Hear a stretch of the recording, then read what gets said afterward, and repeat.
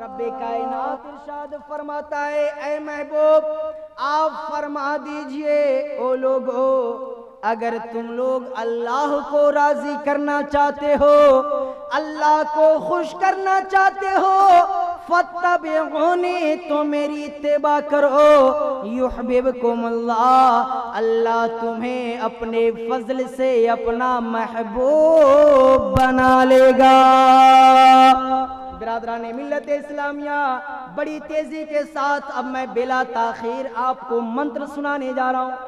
अल्लामा शमीम अख्तर साहब क़िबला, बिल्कुल अब बिला ताखीर आपको मैं मंत्र सुनाने जा रहा हूँ। और एक बात याद रखिए, अभी अभी मैंने जो पहले शेर पढ़ा उसमें कहा कि दैरो हरम हो या के कलीसा गुरुद्वार, नसीम कहाँ हुजूर का प्रचार नहीं है।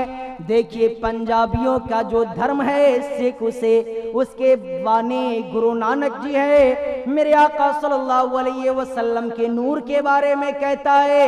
क्या कहता है सुनिए कि हर अदद को चौगुन कर लो, दो को उसमें दो मिलाए, और पूरे जोड़ का 5 गुण कर लो, 20 से उसमें भाग लगाए, और बाकी बचे का 9 गुण कर लो, 2 को उसमें 2 बढ़ाए, और गुरु नानक यूं कहिए हर शय में मोहम्मद को पाए। बोलिए सुभान अल्लाह।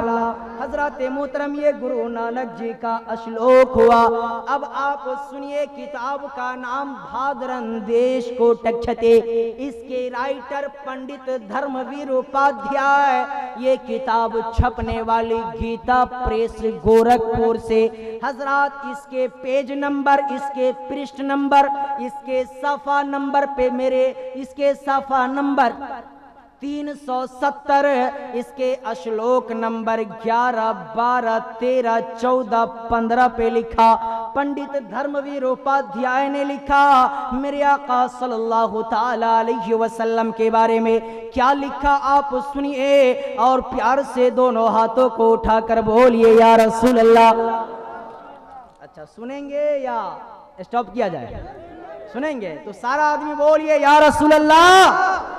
पंडित धर्मवीर उपाध्याय लिखते हैं, क्या लिखते हैं कि ओम अवतार नियारत पुनीतम पृथ्वी मध्य अर्निसक भारतम बलवंत स्वानम तेज बहादम सर्व उन्नम महापुरुषम पुरुषोत्तम शंभलय स्थानम गृहे विष्णु सुमत्या गर्भमादतम पृथ्वी पाल बरहारम कर ग्रहर तबुस्यतम परंपरागत प्रमातमम। हजरात यहाँ पर अररिया डिस्ट्रिक्ट के ज्यादा रहने वाले लोग हैं, और जब मैं 2015 में 6 मार्च को अररिया डिस्ट्रिक्ट चहटपुर मोहनिया एक गांव है वहां गया था, तो एक आदमी, मैं यही जिम्बरे रसूल है हजरत, अल्लाह कभी भी किसी मुसलमान से झूठ ना बुलाए।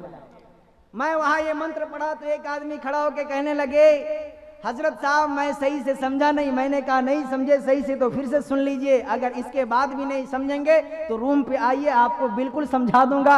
इसके बाद भी आप नहीं समझेंगे तो अल्लाह की बारगाह में दुआ कीजिएगा, अल्लाह आपको अच्छी समझ अता फरमाएगा।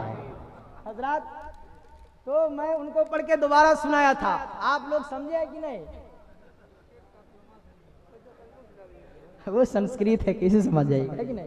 जब तक ये तर्जमा नहीं किया जाएगा नहीं समझ सकते हैं। तो हजरत अब आप तवज्जो के साथ सुने, पंडित धर्मवीर उपाध्याय ने लिखा ओम अवतार नियारत पुनीतम पृथ्वी मध्य, यानी ईश्वर की ओर से।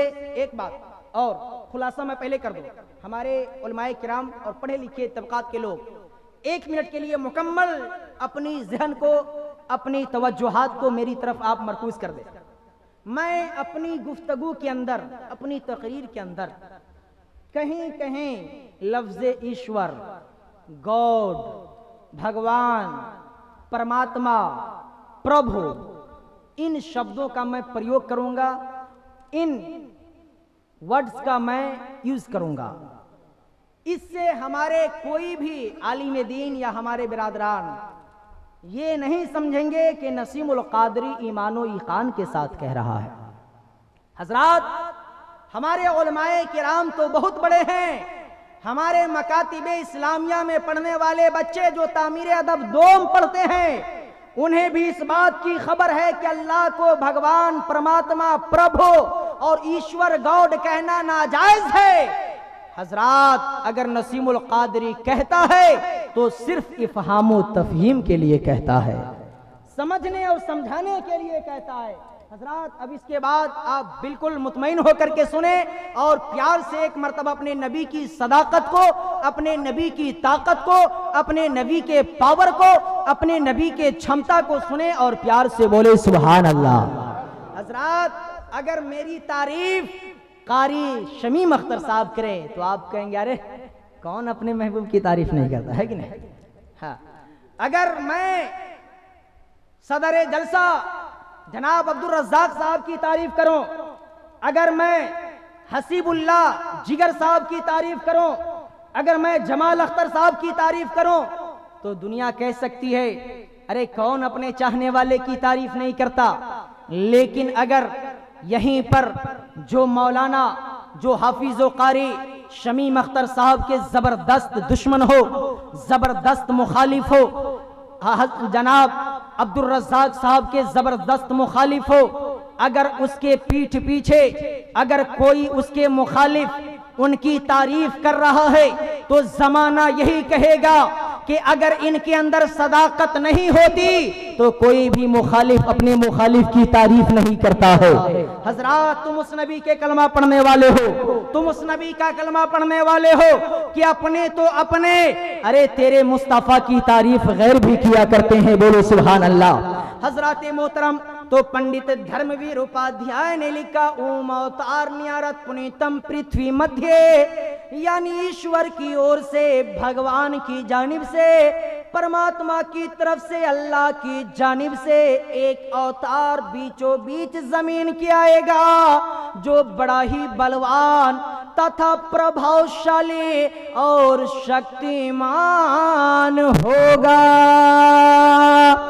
हजरत मोहतरम, अब आप इन उलमाए किराम से पूछिए कि संसार के बीचों बीच वाली जमीन कौन सी है। जो लोग ज्योग्राफिया पढ़ने वाले हैं, जो लोग साइंस पढ़ने वाले हैं, वो लोग जानते हैं कि संसार की सबसे बीचों बीच वाली जो जमीन है उसका नाम खाने काबा है। हजरत, आज साइंसदा भी तारीफ करती है कि जब मैं आकाश में उड़ने लगा, जब मैं रॉकेट से जाने लगा, चांद की बुलंदियों की सतह पर पहुंचा, जब मैंने वहां से दूरबीन लगा करके देखा तो जमीन का कोई हिस्सा नजर नहीं आ रहा था, लेकिन एक खाने काबा से रोशनी फूट रही थी। आप तवज्जो के साथ सुनो, जमीन के बीचों बीच जो जमीन है उसका नाम मक्कातुल मुकर्रमा है। मेरे आका, हम सब के दाता, प्यारे सरकार मोहम्मद मुस्तफा सल्लल्लाहु अलैहि वसल्लम संसार के किसी और जमीन पर नहीं बल्कि मक्कातुल मुकर्रमा में विराजमान हुए हैं। बिरादराने मिल्लत इस्लामिया, उससे आगे उन्होंने कहा सर्व उन्नमा महापुरुषम पुरुषोत्तम, यानी वो तमाम पुरुषों में, तमाम इंसानों में सबसे ज्यादा शक्तिमान होंगे। संभले स्थानम गृहे विष्णु यश सुमत्या गर्भमादतम, यानी वो विष्णु यश के घर सोमती के गर्भ से जन्म लेगा। पृथ्वी पाल बरहारम कर ग्रहर तबुस्यतम परंपरागत परमात्मम, यानी उनके अंदर ऐसा अखलाक होगा, उनका ऐसा किरदार होगा कि चंद ही सालों में उनके दीन का चर्चा पूरी दुनिया में हो जाएगा। बिरादरान मिल्लत इस्लामिया, अब आप तवज्जो के साथ सुने। पहले मंत्र में उन्होंने कहा ओम अवतार नियारत पुनीतम पृथ्वी मध्य, यानी ईश्वर की ओर से जो एक बलवान अवतार बीचों बीच जमीन के आएगा वो बड़ा ही बलवान होगा, बड़ा ही शक्तिशाली होगा, बड़ा ही प्रभावशाली होगा। हजरत तवज्जो के साथ सुने। हजरत लोगों की मैं अब तवज्जो चाहूंगा। अब मैं पंडित धर्मवीर उपाध्याय से एक सवाल करने जा रहा हूं, एक प्रश्न करने जा रहा हूं, एक क्वेश्चन करने जा रहा हूं। क्या करने जा रहा हूं? जरा जोर से बोलिए, क्या करने जा रहा हूं? क्वेश्चन करने जा रहा हूं। इंग्लिश का जमाना है, आपने प्रश्न को भी छाट दिया और सवाल को भी छाट दिया, क्वेश्चन को अपना लिया। इसी तरीके से आदमी आज इंग्लिश बोलने के चक्कर में अपनी बीवी को कहेगा वाइफ, है ना? हाँ, और कितना आदमी को नहीं बोलने आता तो कहेगा पाइप। पाइप भी कह देता है हजरत, पाइप। हाँ, इसलिए आप लोग इंग्लिश को पढ़िए लेकिन शुद्धता के साथ, है कि नहीं? हाँ, जरा प्यार से बोलिए सुभान अल्लाह, और प्यार से बोलिए सुभान अल्लाह। हजरत मोहतरम, तो पंडित धर्मवीर उपाध्याय से मेरा प्रश्न हुआ, मेरा क्वेश्चन हुआ, ओ पंडित धर्मवीर उपाध्याय, आपने कैसे कह दिया कि संसार में सबसे बड़ा वो बलवान होंगे, संसार में सबसे बड़े शक्तिशाली होंगे, संसार में सबसे ज्यादा ताकतवर पावरफुल होंगे? मैंने जब आपके धर्म की ग्रंथ को पढ़ा, जब मैंने रामचरितमानस को उलट कर देखा, हजरत अब आप सुनते रहिए, सुभान अल्लाह नहीं कहिएगा। पहले मैं कह देता हूं, जहां पर सुभान अल्लाह कहने की जगह नहीं होती, अल्हम्दुलिल्लाह नसीमुल कादरी पहले आपको मना कर देगा। और जहां पर आपके नबी की शान की बात आएगी, नबी की आन की बात आएगी, नसीमुल कादरी पहले बोलेगा, ओ मेरे नबी के गुलामों, किसी दुनियादार की शान के खातिर नहीं, मदीने के ताजदार की शान के खातिर दोनों हाथों को एक मर्तबा उठाकर बोलो सुभान अल्लाह। बिरादरान मिल्लत इस्लामिया, तवज्जो के साथ सुने। मैं अब किताब का नाम बताने जा रहा हूं। हजरत लोग आप लोग तवज्जो के साथ सुने। मैंने पंडित धर्मवीर उपाध्याय से सवाल किया, आपने कैसे कह दिया? जब मैंने रामचरितमानस को उलट करके देखा, जिसके राइटर श्री तुलसीदास जी है, उसके अंदर मैंने बाल कांड को पढ़ा और बाल कांड के अंदर धनुष भंग पाठ को पढ़ा। तो पढ़ने के बाद मैंने क्या देखा कि उसमें लिखा हुआ है कि हमारे नेपाल के राजा, जो जनकपुर के राजा थे, जिसका नाम राजा जनक जी था, उनके पास एक लड़की थी, उनके पास एक बेटी थी, उनके पास एक दुख्तर थे, उनके पास एक पुत्री थी जिनका नाम सीता था।